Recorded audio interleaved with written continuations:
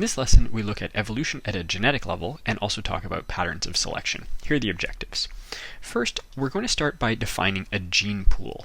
A gene pool includes all of the alleles at all of the loci in a population. So this is now looking at the DNA level. And doing that, we can redefine evolution, which we previously talked about as descent with modification, in a genetic sense. And so our new definition of evolution at the genetic level is that it's a change in the allele frequency in a population over generations.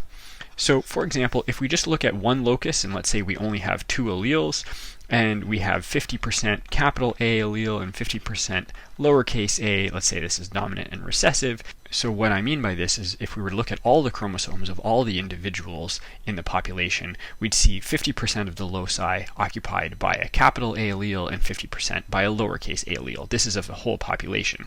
Now if we were to go back a number of generations later and see that those percentages had shifted, and now only 43% of the loci had a capital A and 57% had a lowercase a, then we could say that the allele frequency had changed at this locus, and so evolution is occurring. Now, what affects the allele frequency in a gene pool? Well, mutation is the original source of new alleles. That would have been, for example, how the capital A or the lowercase a allele arose from the other one, by mutation. Once mutation has led to variability at a locus, then non-random selection can occur. Remember that mutation is random, but the environment selects in a decidedly non-random way, and that's how we get evolution by natural selection. Let's imagine that this locus is coding for the color of moths' wings, and that the dominant phenotype coded for by the capital A allele here is light wings, and the recessive phenotype is dark wings. And let's say that in a particular environment, dark wings became favorable in terms of survival or reproduction. Then we would see more moths with the homozygous recessive phenotype surviving, and therefore the recessive allele would get more common in the population. And that could explain what we're seeing here. So natural selection, operating on the variability at this locus, leads to adaptation to the environment. The population, in our example, gets more dark-winged moths. That's what we'd observe at a phenotypic level. But at the genotype level, what's happening is a change in allele frequency, and that's our new genetic level definition of evolution. Remember that it's populations that evolve, not individuals, and this definition reinforces that. However, mutation and natural selection are not the only ways that allele frequency in a gene pool can change. They can also change by gene flow and genetic drift. Gene flow simply means alleles from other populations. So migration, essentially, bringing new alleles into a population. You can imagine that this is the gene pool with all of the alleles and their frequency in that population, and then all of a sudden we get another one coming in. Let's say this is a B allele from another population of the same species. So that's gene flow, and it can change allele frequencies. Another is genetic drift, and genetic drift refers to changes due to chance, and they're especially important in small populations. Let's take a really small population here. We'll say that we have 4 of the moths that we've been describing above, and we'll give them these different genotypes: homozygous dominant, heterozygous, and homozygous recessive. Now, here we have 50% of the dominant allele and 50% of the recessive allele. Let's imagine that for reasons having nothing to do with their wing color, just by chance, these two happen to reproduce and these two die off. In the next generation, the only possible genotypes would be these, and if we look at the allele frequency, we have 75% dominant allele and 25% the recessive allele. And remember, this had nothing to do with wing color. It was just some sort of chance thing that these ones died off and these ones survived and reproduced. But we've got a change in allele frequency. Because this is due to chance, this is genetic drift.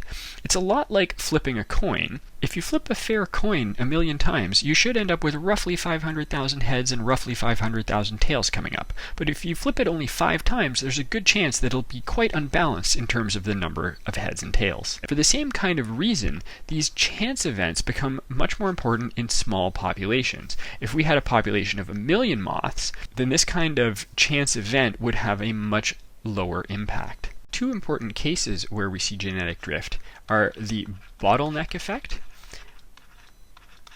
and the founder effect. In the bottleneck effect, a catastrophe wipes out a significant portion of a population. And again, this is going to have more of an effect in a small population. Just by chance, the ones that survive end up having can end up having a different allele frequency at loci than the initial population. So what we've just seen here is an example of a bottleneck event where these two die off, and just by chance, the ones that survive have a different allele frequency. The founder effect is a similar sort of thing, except instead of a catastrophe, what's happening is you're taking some of the population and they're going elsewhere to start a new population. They're the founders of a new population. And again, because who those founders are and what their genotypes are is a chance thing, we've got a similar sort of effect. So genetic drift involves changes to allele frequency due to chance. So to back up, we've said that evolution can be defined at a genetic level as a change in allele frequency. We've said that allele frequency can be changed by mutation and natural selection leads to adaptation.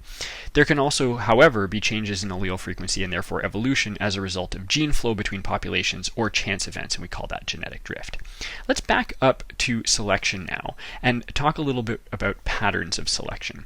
When allele frequencies change, phenotypes can change as well, and in fact that's the level we've been looking at until this lesson. So we can observe changes in the phenotype, that is, in the frequency of particular phenotypes in a population as a result of natural selection.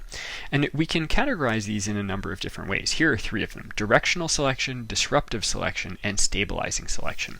In each case, I've got a graph where I've got the phenotype on the x-axis and the frequency of that particular phenotype on the y-axis.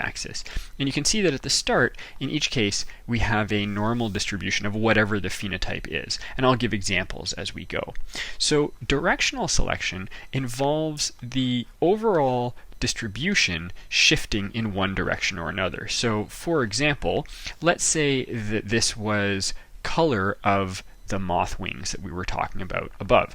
And as we shift to the right, that's getting darker. So we'll say that this is lighter over here, and this is darker over here on the x-axis. And so this shift to the right means that the population as a whole is comprised of more moths with dark wings and fewer with light wings than before.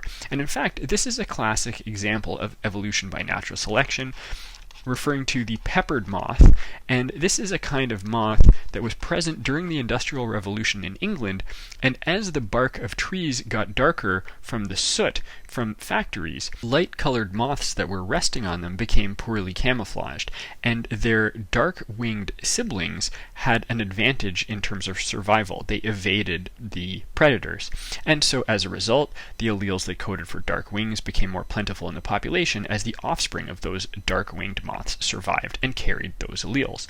So we saw a shift in the population. And the reverse happened when there were restrictions placed on the emissions of factories. The bark got lighter again, and light-colored moths became the better camouflaged, and as a result, the population shifted back in the other direction. So the peppered moth is a classic example of directional selection.